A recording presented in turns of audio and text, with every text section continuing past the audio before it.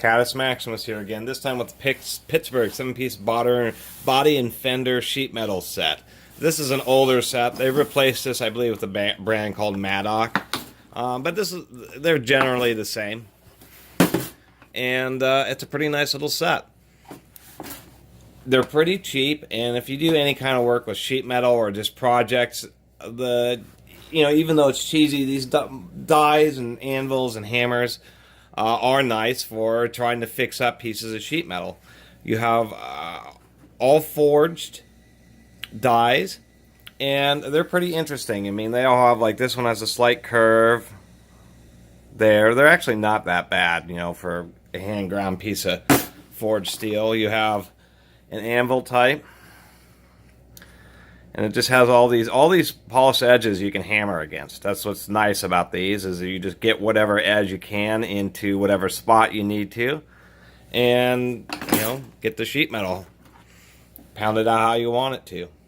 So it has a variety of odd shaped dies. I'm not a body person. You can see that they're forged because there's this thick flashing. Let's take a quick zoom there.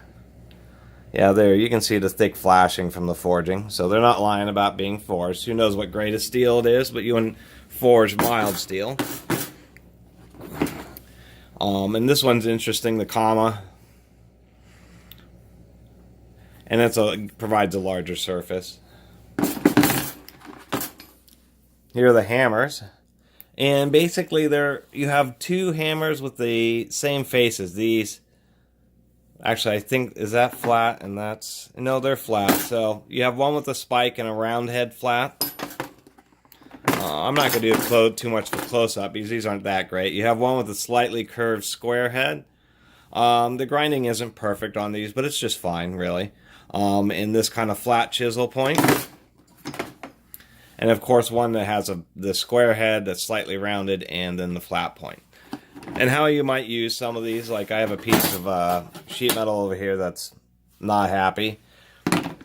And if you need to you have something like this and you want to try to get it back straight, you can hammer this against a variety of things, but if you hammer this against a flat surface, it takes a little more time and effort. It's a little more difficult to get it really perfectly straight when you need a slight curve to counteract whatever the bend is. Especially because anything that's bent gets work hardened.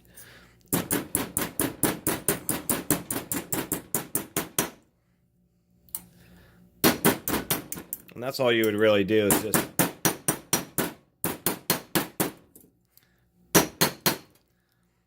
you can already see it's actually getting quite a bit straighter just by doing a little bit of that.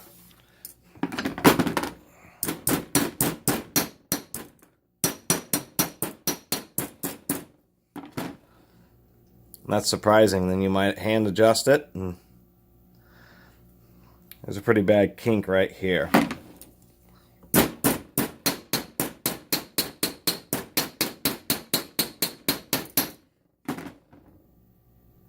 Actually, that worked out better than I expected.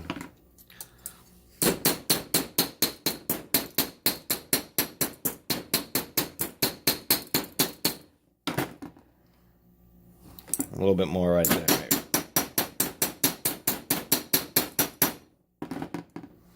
So it's not perfect, but a little bit of hammering, and you can see this piece of sheet metal is actually getting pretty straight. There's a little bow right here. And that's not really too bad.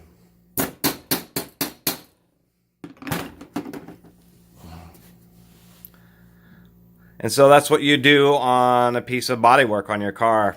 Now, basically, bodywork's much different nowadays because the cars are so complicated. You don't have easy access to a lot of body panels.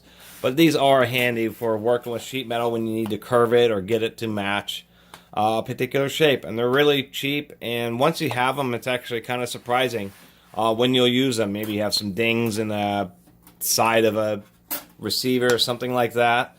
And you can pull off the sheet metal case and actually tap it out nice and flat, and you just have all the convenient anvils. Anyway, that was a quick review of the Harbor Freight 7-piece body, hammer, and anvil set. Or what does it say? Yeah, body and fender set. Okay, Caddis Maximus out. Please subscribe.